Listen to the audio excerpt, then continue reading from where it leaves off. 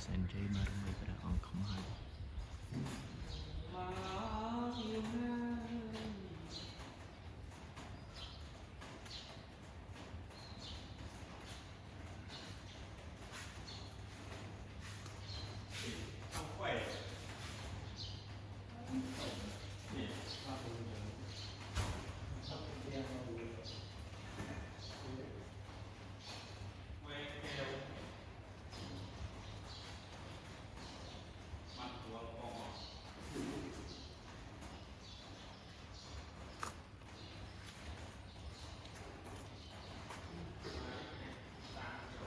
sẽ sanh chơi mà mấy cái ông không hay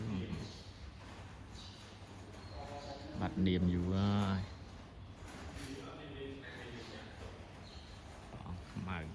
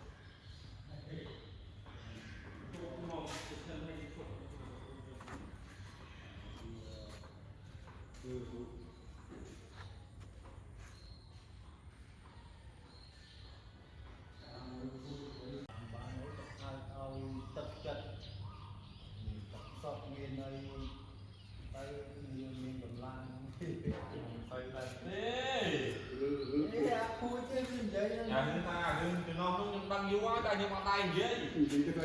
ba cái sát với nhau rồi ao đi cho nè tập rồi còn tạm mà một cút lên đây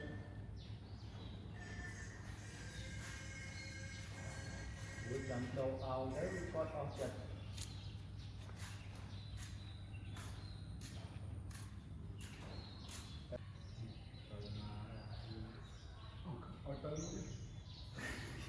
Come on, just jump on that one too.